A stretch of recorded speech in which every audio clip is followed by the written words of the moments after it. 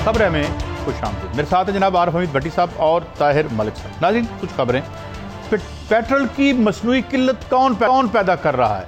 हर जगह पे आवाम की जो तकलीफ और मिजरी है वो वजह मुनाफा बन जाती है कुछ लोगों की। इसी यही मामला है अद्वियात का, हम उस पर भी आएंगे। मगर कहाँ कहाँ माफिया छुपा हुआ है और क्या क्या कर रहा है, और ख़ास तौर पर भट्टी साहब से आज हमने एक्सक्लूसिव स्टोरी लेनी है कि इस पेट्रोल माफिया पे इमरान खान किस पर बरम हुए, किसने ये किल्लत करवाई, इस पर हम बात करेंगे। इसके साथ ही PIA के हवाले से मशीर हवाबाजी आज फ्लोर ऑफ द हाउस पे कहते हैं कि जो है जाली पायलट भर्ती किए गए। पहले हमने सिर्फ जाली पुलिस वाले या जराइम पेशा लोगों को सुना था FIA पुलिस में इंडक्ट होते हुए, यहां भी यही मामला है। क्या सिलसिला है, इस पर बात करेंगे। कोरोना बाज लोगों के लिए जहमत, आवाम के लिए जहमत और एक खुदा का इम्तहान और अजाब के तौर पर नाजुल हुआ, मगर कुछ लोगों की मौज लग गई। यहाँ पे कोई पता नहीं है कि क्या जो यहाँ पे बेचे जा रहे हैं आपके मास्क, उनका म्यार क्या है, उनकी कीमत क्या है। लोगों की खाल खींची जा रही है। एक्टेम्बरा जो 40,000 रुपये की थी और जो दवाई भी, उसके बारे में बहुत सी शकूक शुबात है। मैं माहिरीन से गुफ्तगू के बाद ये कह रहा हूँ वो 4 लाख की क्यों बिक रही है दवाइयाँ। तो ये तो इनकी मौज लग गई है। यानी ये जिस तरह ज़लज़ले में खैमे गायब हो गए थे और दवाइयाँ गायब हो गई थी, तो ये इंतज़ार करते हैं कि इस मुल्क पर विपता आए और हम माल बनाएं। इसके साथ बात करेंगे। डॉक्टर ताहिर शमसी साहब ने अजीब और गरीब बयान दे दिया। अरे भाई, सुप्रीम कोर्ट इतनी फारग बैठी है कि आपको चेक करती फिरे। ये काम FIA का है, एंटी करप्शन का है। वो कहाँ पे हैं सैंपल्स जिसके नतीजे पे ये आपने नतीजे निकाले? ये एक सुप्रीम कोर्ट में तब जाते हैं, वो लास्ट रिजॉर्ट पे जाते हैं। आपकी चोर की दाढ़ी में तिनके वाली बात ना करें। ये अगर मामला आया है सामने तो ये भट्टी साहब ये एंटी करप्शन के पास जाएगा या FIA के पास जाएगा। मगर मैं पहली स्टोरी पे आता हूँ। कल आपने कैबिनेट में बहुत बरम थे प्राइम मिनिस्टर साहब, और ये जानबूझ के किल्लत की गई क्योंकि पेट्रोल महंगा खरीदा, इन्होंने आगे से सस्ता हो गया, ये इन्होंने ब्लैक करना शुरू कर दिया। ये तो कहानी है। इस कहानी की पीछे कहानी क्या है?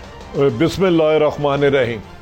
देखिए, इमरान खान साहब वज़ीर आज़म जब से आए, उनकी कोशिशें थी कि मैं माफियास को ख़त्म करूं, जिन्होंने 70 साल से इनको मुल्क को लूटा है, उनको कानून के कटेरे में ला के करार वाक़या सजाएं दूं, जिसकी उन्होंने कोशिशें की बहुत सारी, लेकिन इसके समरात आवाम तक नहीं आ रहे थे।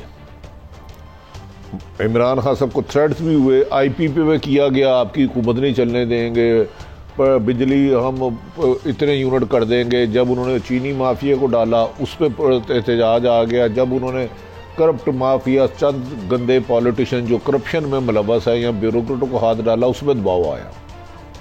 अच्छा, मार्केटिंग कंपनियों का क्या रोल है इसमें भट्टी साहब? तो मैं अर्ज करने लगूँ, इमरान खान साहब ने फिर चंद तरीके से अपनी IBs के अलावा खुफिया इंक्वायरियां करवाई कि जाके आप लोगों से पूछे।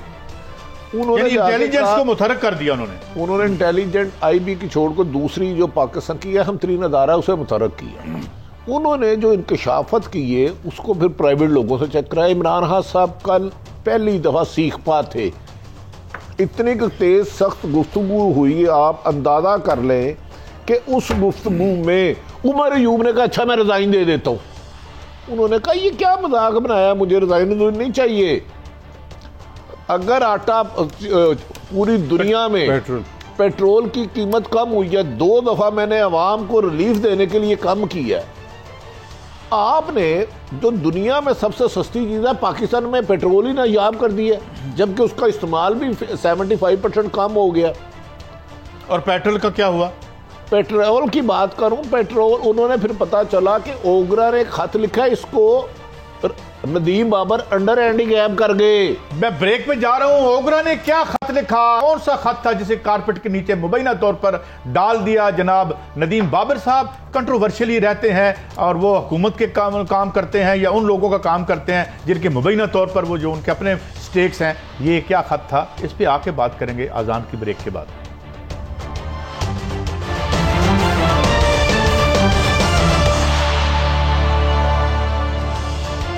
वेलकम बैक जी। भट्टी साहब, ओगरा को पूछा गया ये क्यों हुई है शॉर्टेज? नहीं, वो उसने क्या कहा?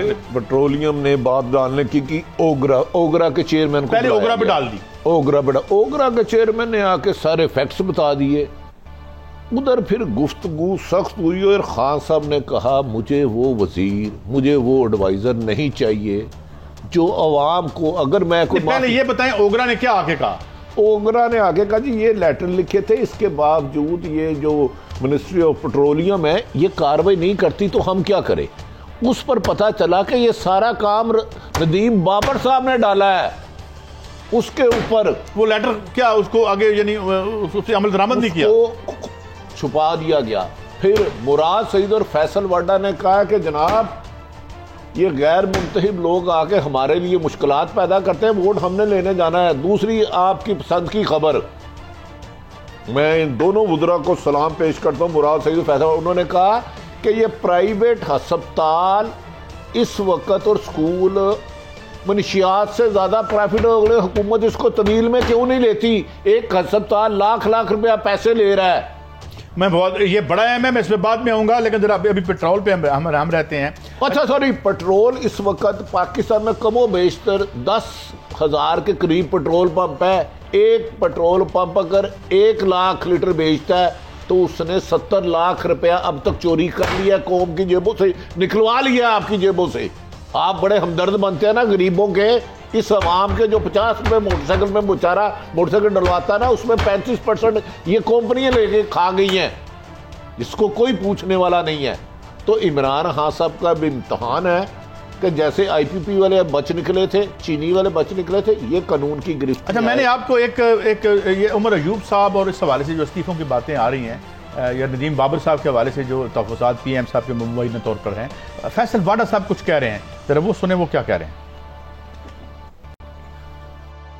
आपने मिनिस्टर उमर अयूब साहब को बड़ा टफ टाइम दिया है, नदीम बाबर साहब को बड़ा टफ टाइम दिया है, जिसमें आप भी शामिल हैं, आपके दीगर काबीना के कुलीग भी शामिल हैं, और वो इतने इमोशनल हो गए एक स्टेज पे कि शायद किसी ने रिजाइन करने की भी ऑफर दी। अर्शद साहब देखें, जब आप किसी डिस्कशन के अंदर होते हैं तो हीट ऑफ द मोमेंट के अंदर बहुत सारी चीजें होती हैं। बिकॉज मेरी गलती है, मेरे नीचे जो मातहत इदारा है उसकी गलती है, या माफिया है, तो माफिया भी ऑपरेट तो हमारे थ्रू ही कर रहा है ना, मतलब उन्हीं मिनिस्ट्रीज के नीचे लोगों के नीचे से ऑपरेट कर रहे हैं। ऐसा तो नहीं कि वो वहां बैठ के कोई चीज कर दे। तो कहना चाह रहे हैं माफिया के बंदे आपके बीच में बैठे हुए हैं, काबीना में भी बैठे हुए हैं। अर्शद साहब, आप कोई काम मेरी वजारत में मेरी मातहत इदारों की शेख रशीद साहब कंफर्म कर चुके हैं। जी जी, अब जरा गुलाम सरवर साहब के भी चलते चलते सुना दें वो क्या कह रहे हैं। किस वजह से ये बुरान पैदा हुआ, स्टॉक पूरा नहीं है, तो ये एक बात हो तो बंदा करे ना। किसी की ब्रीफिंग से, किसी की जवाब से ना तो प्राइम मिनिस्टर मुतमिन हुए और ना ही कोई कैबिनेट कुलीग मुतमिन हुआ, और बड़ा सीरियस व्यू था कैबिनेट का भी और खासकर प्राइम मिनिस्टर का भी। और फिर उन्होंने 1 हफ्ते का टाइम दिया है और 1 हफ्ते के टाइम के बाद इस पर भी कुछ स्पेशल एक्शन होगा इंशाअल्लाह ताला, ये अनटच नहीं जाने देंगे। जी भट्टी साहब, हेड्स आर रोलिंग। और ये अच्छा मलक साहब, एक तो 1 हफ्ते का टाइम हो गया, कुछ नहीं हुआ। फैसल वाडा हमारे दोस्त है, उसने कितनी खूबसूरत बात कह दी है, माफिया हम में है। माफिया क्या वजह है? उसके बाद ये बड़ी लंबी चौड़ी मीटिंग हुई काबीना की, प्राइम मिनिस्टर पहली दफा प्राइम मिनिस्टर शेर बब्बर लगे, उन्होंने कहा नहीं।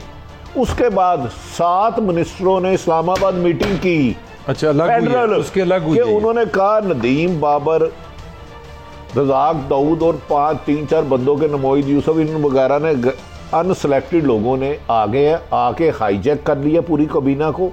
जवाब तो हमने अपने हलके में जाना, लोग हमसे सवाल करते हैं, आटा नहीं मिल रहा, पेट्रोल नहीं मिल रही, चीनी नहीं मिल रही, आपका कंट्रोल किस पे है?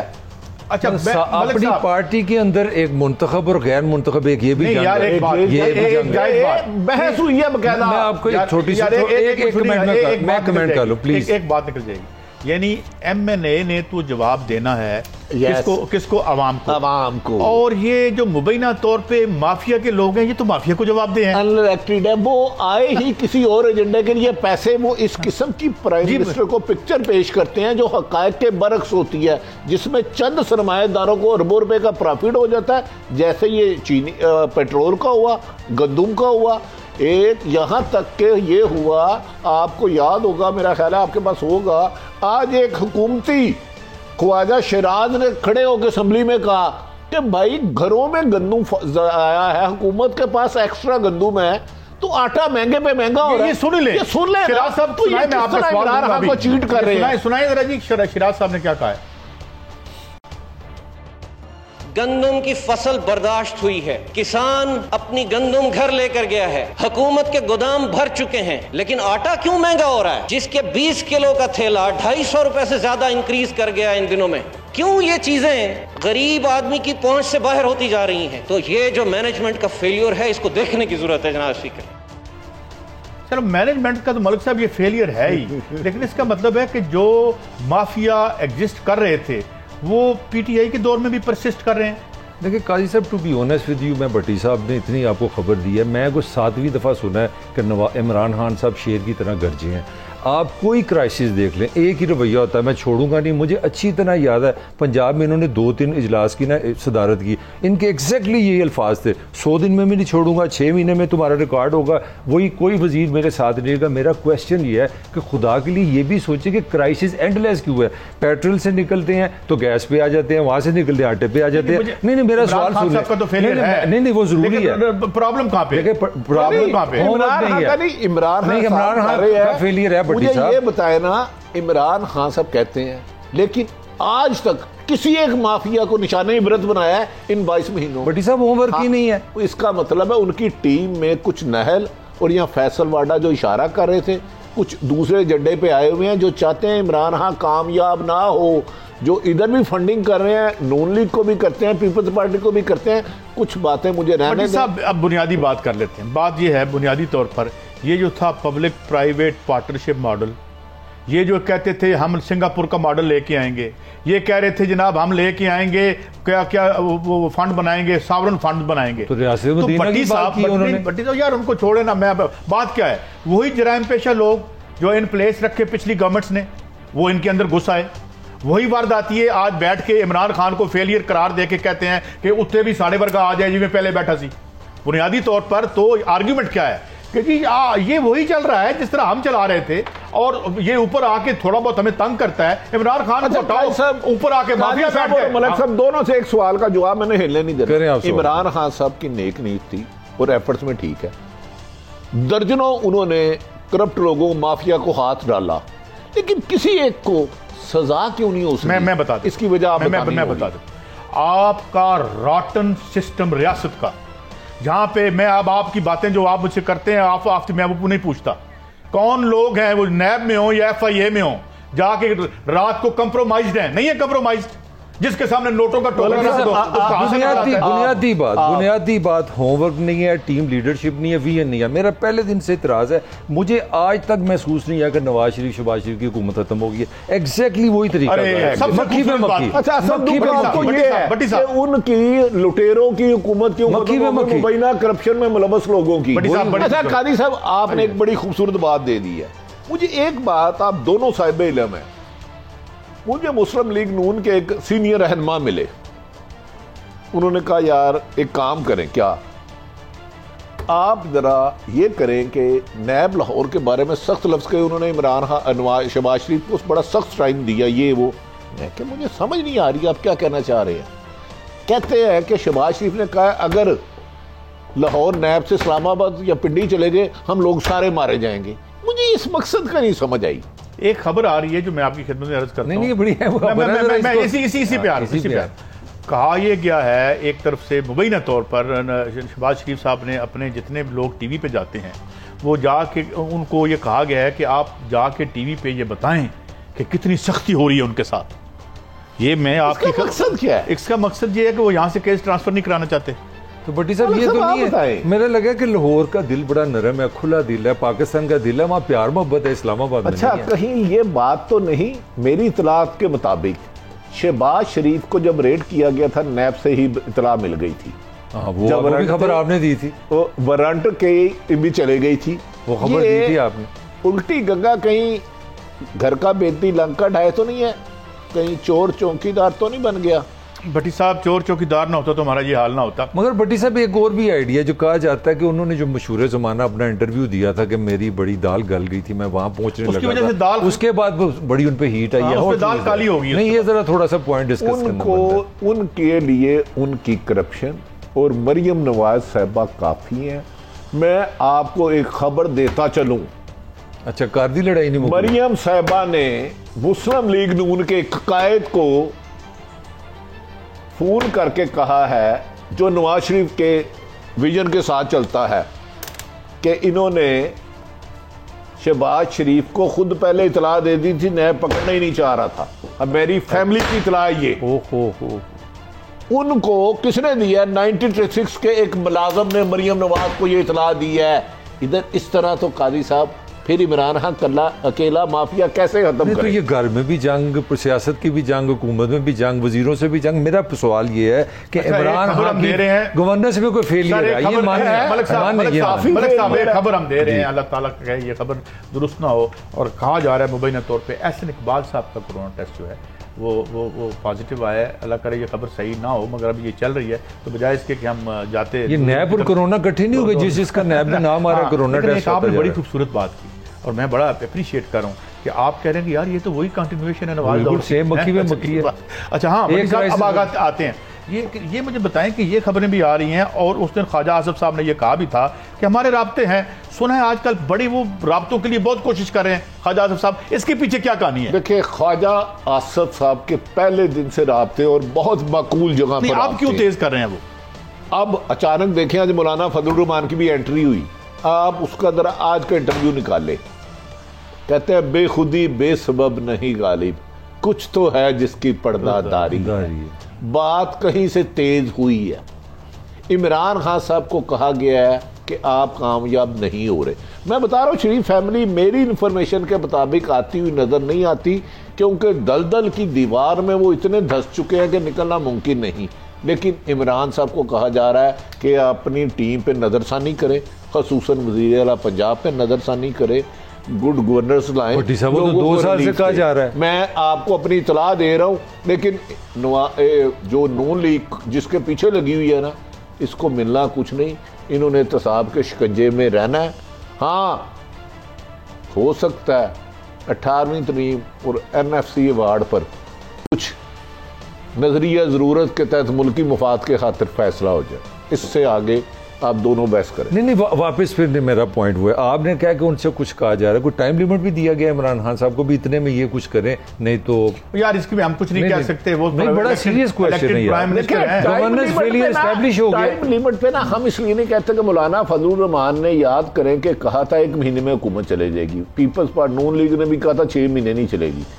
टाइम लिमिट पे हम कभी भी नहीं आते। आपका हर क्राइसिस लड़ाई झगड़ा मोला जट स्टाइल चल रहा है, मैं छोड़ूंगा, मैं हो क्या रहा है? आटा देख लें, चीनी देख लें, एक चीज साहब अपनी हमशीरा बहन हमारी अलीमा उज़मा रबीना बहन से पता करा लें, असरात बेहतर नहीं आ रहे। आपको आपका जो एक आला तरीन ब्यूरोक्रेट है और 3 गैर मुल्की नेशनल मिसगाइड कर रहे हैं, और आपको ये इतला पहुंच चुकी है, इनसे बचे, वरना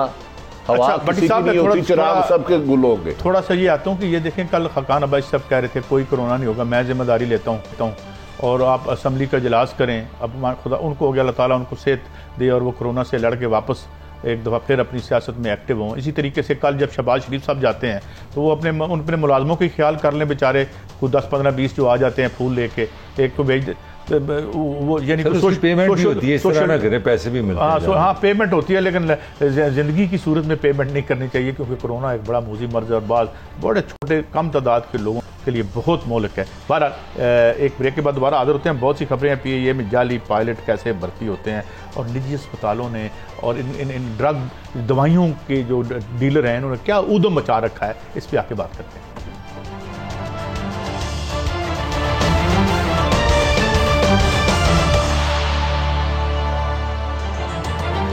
वेलकम बैक नाज़रीन। हमारी कहानी और तारीख जो है इदारों की तबाही की एक तारीख है, जिसके नताइज आज निकल रहे हैं, और जिसे दुरुस्त करने के लिए बड़ी शायद कोशिशें भी हो रही होंगी। खुर्रम दस्तगीर साहब साबिक वज़ीर हैं कॉमर्स के, मुस्लिम लीग नून के, उन्होंने PIA के हवाले से अपने दुखों का इजहार किया है। वो सुनते हैं, फिर गुलाम सरवर साहब को सुनते हैं, और फिर आपको यह भी बताते हैं कि PIA के बेड़े कैसे गर्क हुए, इस पे हेरोइन की स्मगलिंग कौन और किस दौर में करता रहा।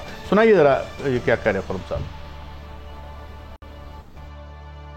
हमें इस कंफ्यूजन में डाल दिया गया कि पता नहीं जहाज खराब था कि पायलट एरर था। चाहे ये पायलट एरर थी, चाहे जहाज का इक्विपमेंट एरर था, जिम्मेदारी बहरहाल PIA की और हुकूमत की आती। जब 22 जून को ये इंक्वायरी आए तो वजाहत से बताया जाए कि क्या ये इक्विपमेंट फेलियर था, पायलट एरर थी, या दोनों थे इकट्ठे। जो जिम्मेदार हैं उनके खिलाफ इंक्वायरी की जाए, चाहे वो मेंटेनेंस में बैठे थे, चाहे वो एयर ट्रैफिक कंट्रोल में बैठे थे, और अगर ये पायलट एरर तो पायलट एसोसिएशन को भी बुलाया जाए। जी, लगे हाथों अब गुलाम सरवर साहब जो वजीर हैं हवाबाजी के, उनसे भी उनका जवाब सुनते हैं और फिर कुछ एनालिसिस करने की कोशिश करते हैं।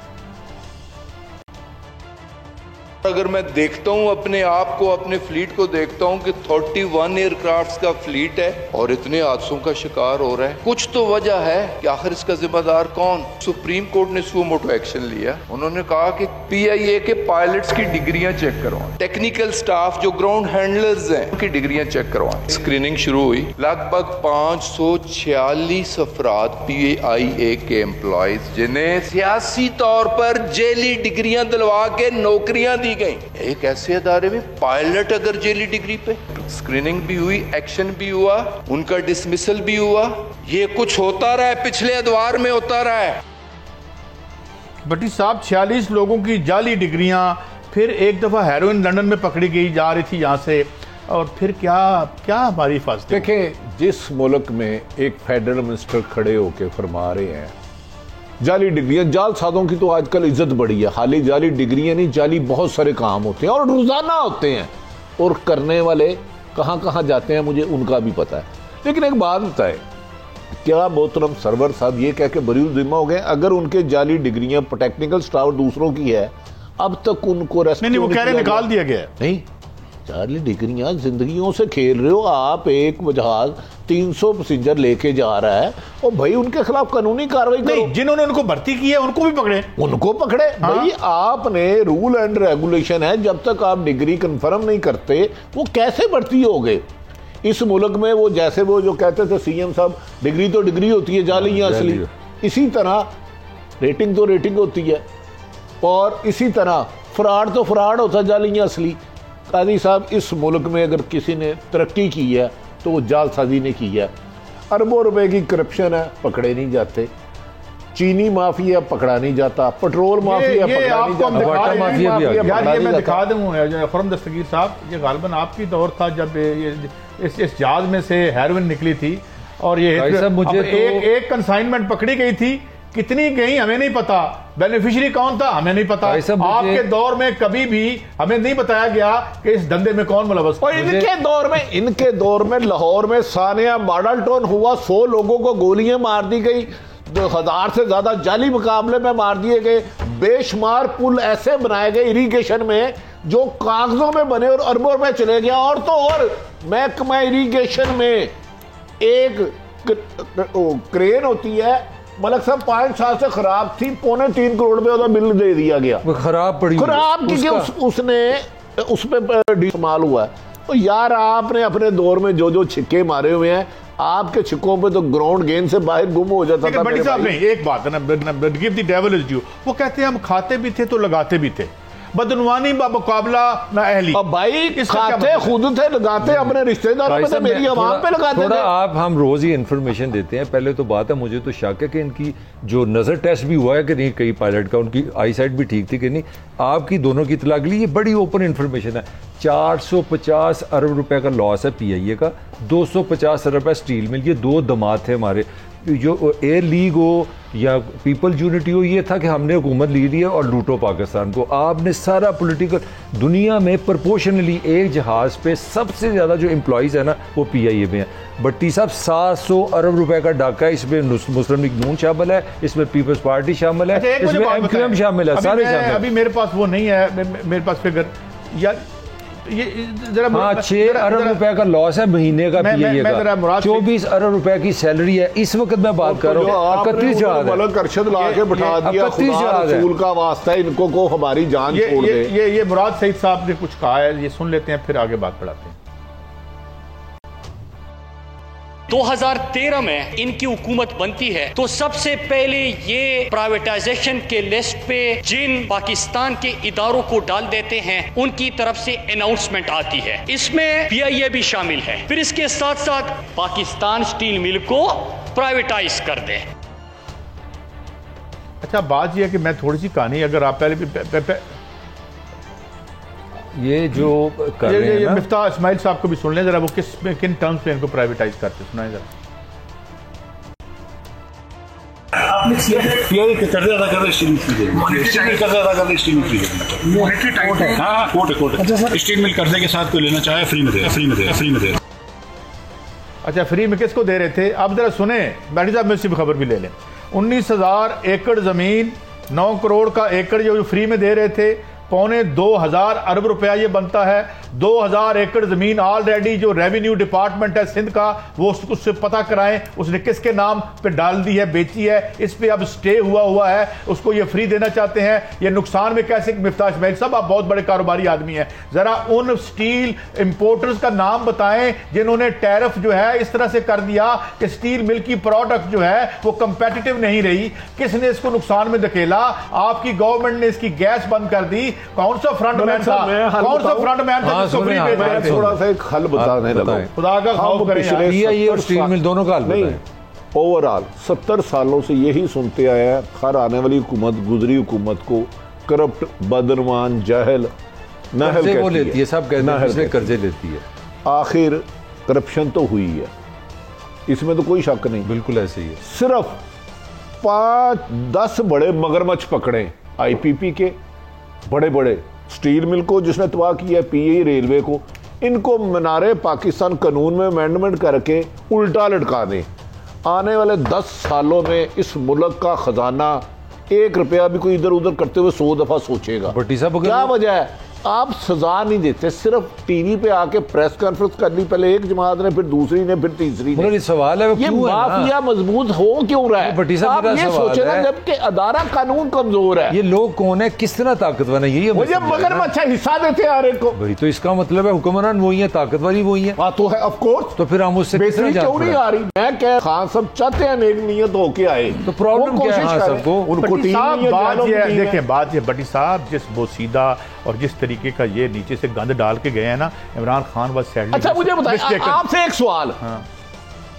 शाहिद हकान अब्बासी PM रहे, उनकी एयर ब्लू क्यों नहीं नुकसान में गई और PAE मेरी क्यों नुकसान में गई? क्योंकि उसमें अवाम कौम का पैसा था, मुल्क का पैसा था, PAE उनका अपना था, वो क्यों नहीं? मैं आपसे एक सवाल पूछता हूँ, इत्तेफाक तो कभी बैंकरप्ट नहीं हुई स्टील, तो फिर स्टील मिल कैसे बैंकरप्ट? बस ये जवाब है। अच्छा, इसका जवाब नहीं, क्योंकि ये सरकारी इदारों को पहले तबाह करते हैं, फिर ओने पोने बेचते हैं और अपने आप खरीदते हैं। मुझे कोरोना पे आना है। बात ये है कि जब आप लोग निजी कारोबारों के मालिक लोगों के ये एहसासे दे देंगे तो फिर वो यही कहेंगे मुफ्त ले लो, और यूं ही लूट सेल लगाई आपने। खान साहब, ये सारा कचरा साफ नहीं करेंगे तो कुछ भी नहीं होगा। ये जो माजी का कचरा आ रहा है, जो मलिक साहब भी कहते हैं, कचरा मान लिया आज इन्होंने, मेहरबानी इनकी। कोरोना पे आते हैं भट्टी साहब, कोरोना अजाब है आवाम के लिए, मगर प्राइवेट अस्पतालों और दवाइयाँ बेचने वालों और मास्क एक्सपोर्ट करने वालों के लिए अल्लाह की रहमत तो नहीं कहना चाहिए, क्योंकि ये बदयांती कर रहे हैं, यानी उनके लिए तो मौज मेला बन गया। अच्छा मलाक साहब, गुजारिश है आप कुरान पाक बात तर्जुमा और हदीस मुबारका पढ़नी शुरू कर दें, आपको कोरोना टिड्डी दिल की वजूहात समझ आ जाएगी। अल्लाह तो इंसान से, उसकी माँ से 70 गुना ज़्यादा प्यार करता है।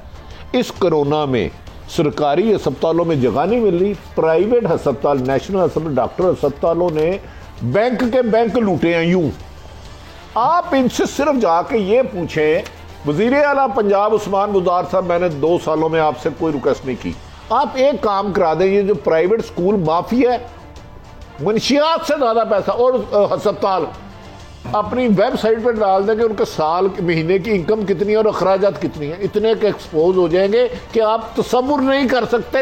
काजी साहब, मेरे एक दोस्त का वालिद गया एक अस्पताल में, 2 दिन में 3.5 लाख रुपए उसका बिल बन गया। ये यहाँ से 1-1.5 किलो कितना 1-1.5 घंटे लगते हैं दिल्ली जाने में। भट्टी साहब, ये मरीख पे बैठे हुए हैं, ये कहाँ पे है? कराची। अल्लाह ताला का हुक्म है, कुफ्र का निजाम चल सकता है, जुल्म का नहीं चल। अगर ये साहब होते, मैं इन्हें अवार्ड देता। मुझे इससे का मजहब कौन सा है? इन्होंने इंसानियत से मोहब्बत की है, इन्होंने वार्न किया उस माफिया, लेकिन आपके पूरे मुल्क में 22 साल इमरान खान ने जदोजहद की। क्या एक ऐसा लीडर नहीं है कि ऐसा आके स्टेप ले सके कि भाई आज के बाद जितने प्राइवेट अस्पताल हैं, वेबसाइट पे अपने अखराजात और इनकम और कोरोना क्या किया, उसने 1 मिनट एडमिनिस्ट्रेटर बिठा दिया, सरकारी एडमिनिस्ट्रेटर बैठा दिया, क्यों नहीं कर रहा? प्राइवेट अस्पताल में कि कितने बेड हैं और क्या मामला? कादी साहब, इधर अगर कोई जुर्रत कर गया ना, मुझे पकड़ लेना, इधर हम हिस्सा ले रहे हैं, वो हिस्सा नहीं ले रहा होगा। सुने, जिस तरह आप प्राइवेट अस्पताल और प्राइवेट स्कूल किनके हैं, पहले इन पे रिसर्च करें। दुनिया में जिस तरह 5 स्टार 4 स्टार होता है, कराची में 1 लाख रुपए रोजाना एवरेज ट्रीटमेंट बता रहा हूँ कोरोना का, इस्लामाबाद में 70,000, और लाहौर की सुन लें, ये क्राइसिस मेडिकल का नहीं है। मैं नहीं समझता कोरोना, इस पर मैं थोड़ा सा ज़्यादा नहीं बोलना चाह रहा, पाकिस्तान में मैनेजमेंट का क्राइसिस है। यकीन करें, कोरोना की इमरजेंसी नहीं है। आपके 2200 लोग मरे हैं कोरोना में, अभी तक 3000 मोटरसाइकिल से लोग मर जाते हैं पाकिस्तान। मुझे गलत कर रहे हैं। क्या हस्पताल 1 लाख रुपए दोनों मुकद्दस पेशे हैं, दोनों मुकद्दस है। उस्ताद बाप होता है, जिंदगी बचाने वाली की कोशिश करने वाला, लेकिन मुझे बताए, क्या इन्होंने मरना नहीं है? क्या इन्हें ये नहीं पता कि कफन की जेबें नहीं होती, कब्र में दराज कोई नहीं होता? इस कोरोना की वबा पर इन्हें नो प्रॉफिट नो लॉस पे नहीं करना चाहिए। ब्रेक पर ये हम बात करेंगे, मगर जब ब्रेक से आएंगे तो डॉक्टर ताहिर शमसी साहब ने आज क्लेम किया कि जी मुझे आप सुप्रीम कोर्ट में क्यों ले जाएं? सुप्रीम कोर्ट में केस तो नीचे से चलना चाहिए, तफ्तीश नीचे से शुरू हो। अल्लाह, और आपने कुछ नहीं किया तो हम आपको सलाम पेश करेंगे, मगर ये उन्हें क्यों कहना पड़ा? ब्रेक के बाद।